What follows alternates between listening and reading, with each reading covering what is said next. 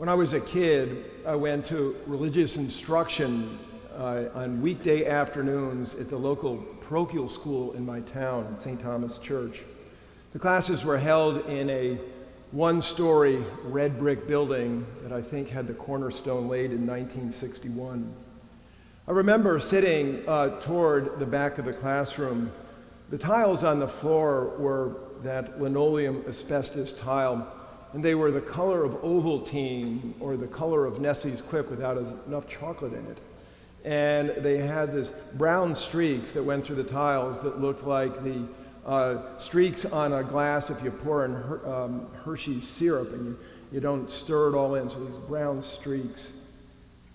And at the front, they had a green blackboard that was set kind of low, set for fourth graders. And then on the right side above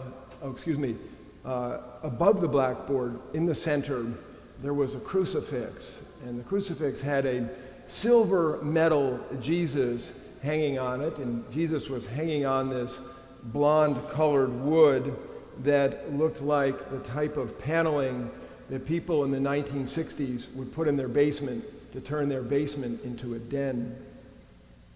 On the right side of the green blackboard, there was a deep chocolate corkboard, and on the corkboard in the upper left corner, there was a poster of an airbrushed Jesus. And Jesus was white, and he had a reddish tint in his hair and in his beard. He was exceedingly clean, and the white tunic that he wore was also exceedingly clean and very well pressed.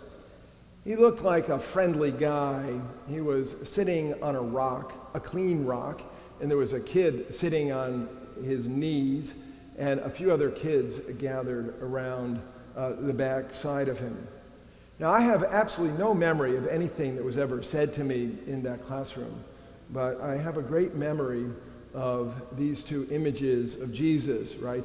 The silver metal Jesus and the airbrushed Jesus. And I think as I grew up, I had these two basic views of Jesus in my head. On the one hand, I had the dead Jesus. I had the silver medal Jesus who had won the prize of salvation for us by dying on the cross.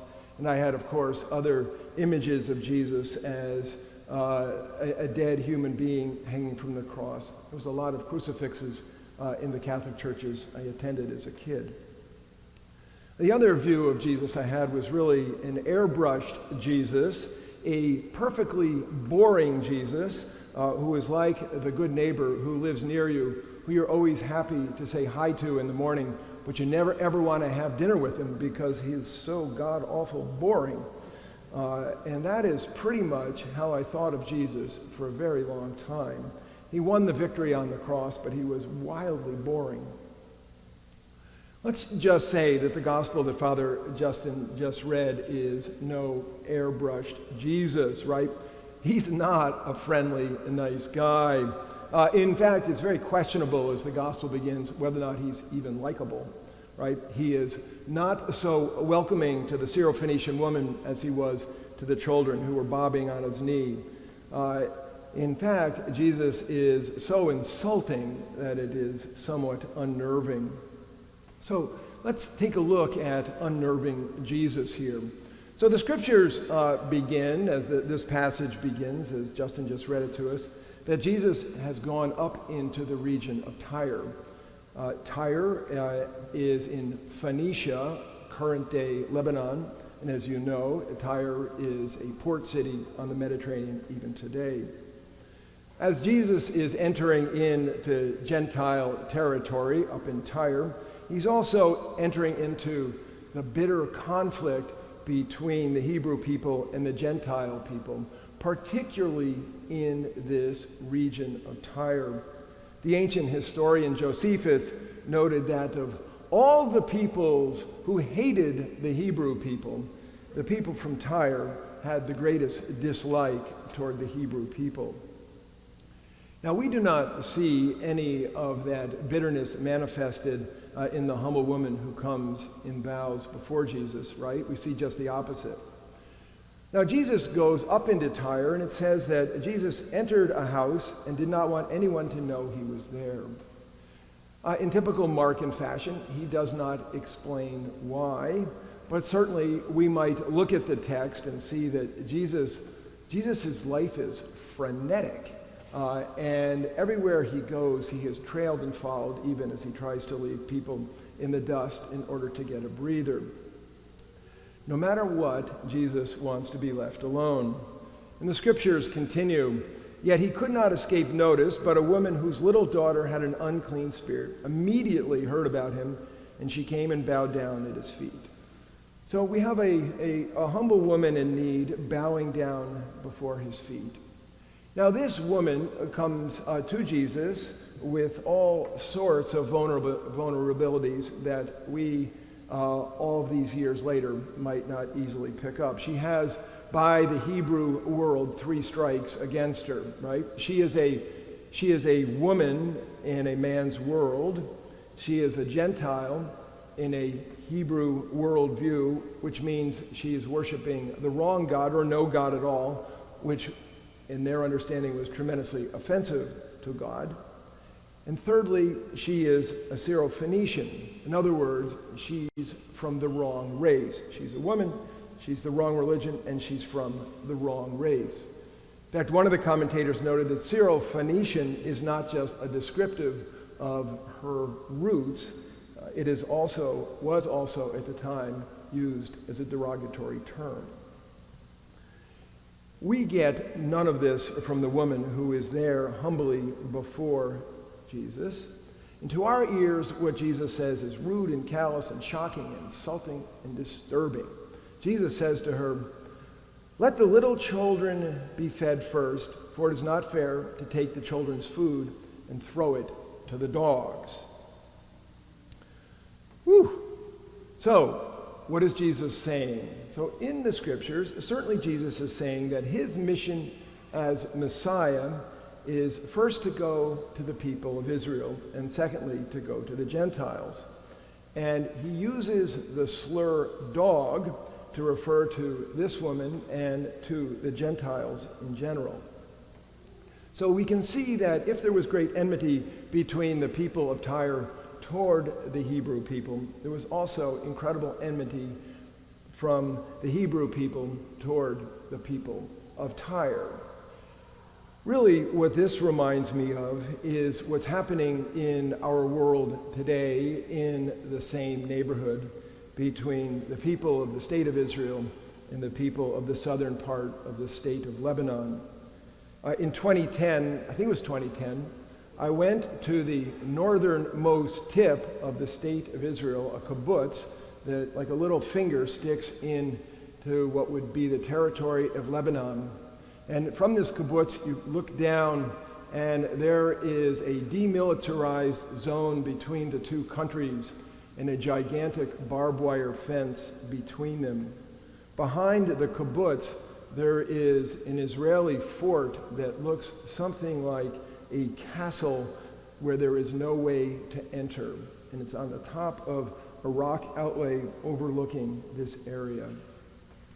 On the other side of the fence, there looks like a suburban neighborhood with nobody home. And what is in those buildings that look like houses are cannons that are aimed toward the state of Israel, that are built by the Hezbollah, the ruling party of southern Lebanon. And over on the right, on the far side of the fence that separates the two countries, there is a United Nations camp, a tent with white flags flying around. When I was in the kibbutz, the leader of the kibbutz who spoke to us actually grew up in Shaker Heights, Ohio, about a half mile from where we once lived. But he had been in the state of Israel. He went for a visit and never went home. And he described with great bitterness the people of Lebanon who had invaded their kibbutz. Several years later, as many of you know, my son went to college in Lebanon, and we were with one of his college friends, and he brought us way into southern Lebanon, and we went to a place that is run by the Hezbollah that venerates the war between the state of Israel and Lebanon.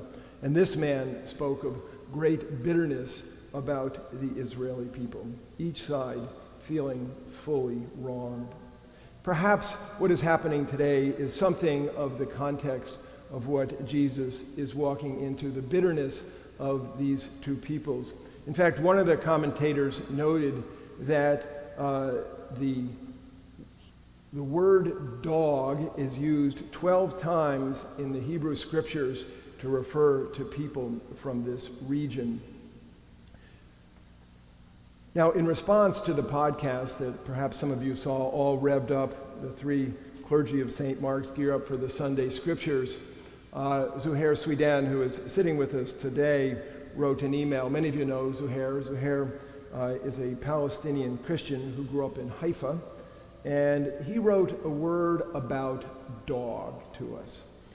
And this is what Zuhair said. A word about dogs in the Arab world I grew up in. A dog, kalb in Arabic, is a mangy descriptor.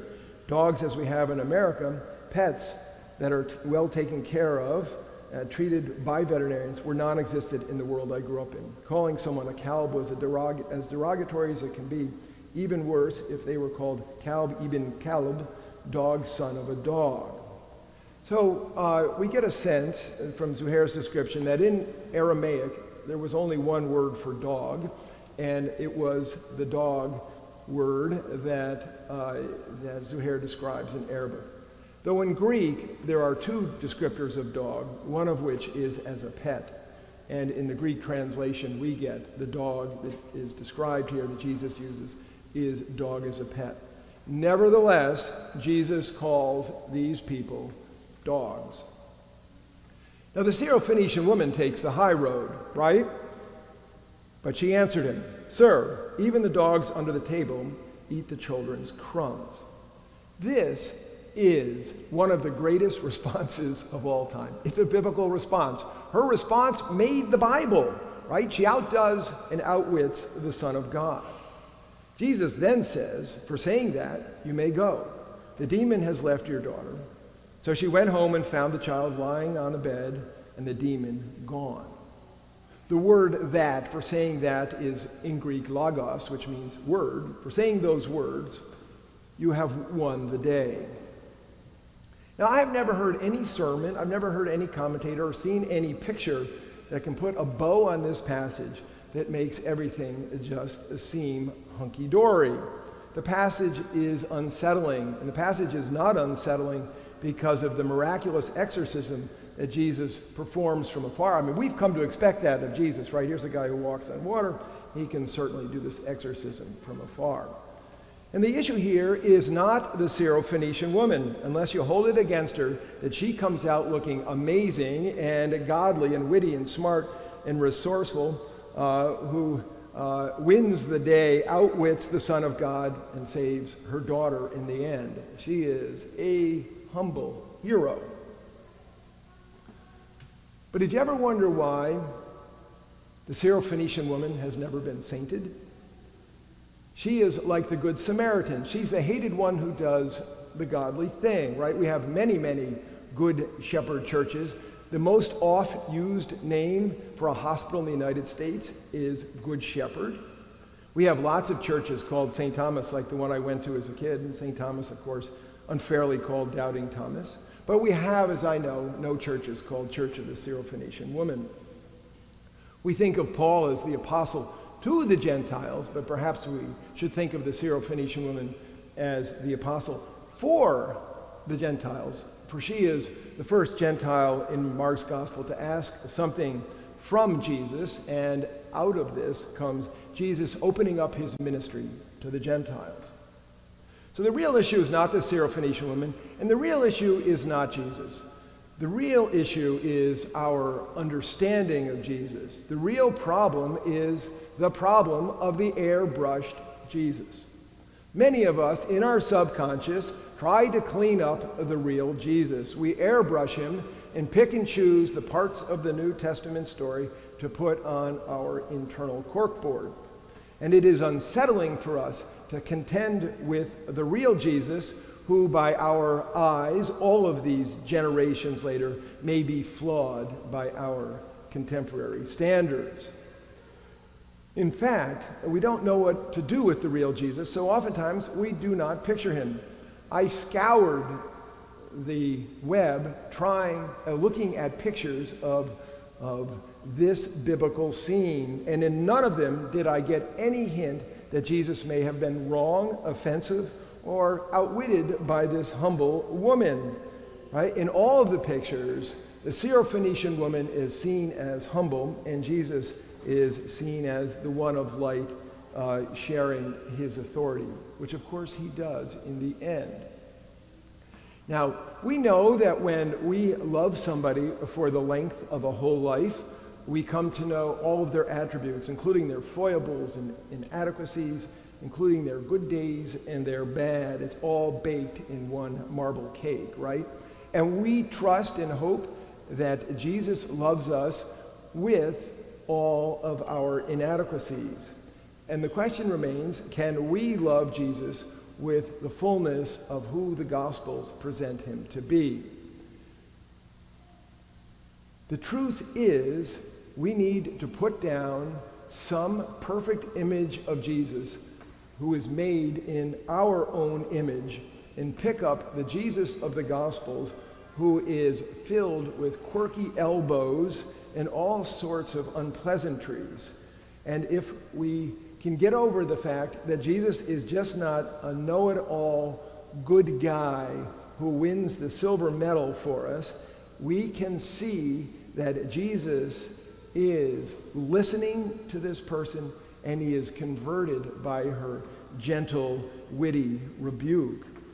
And perhaps the humility of an imperfect Jesus is just the example that we all need today, because we live in tribal times. There may not be fences between us in the United States, but we live in a country where there are all sorts of invisible fences everywhere.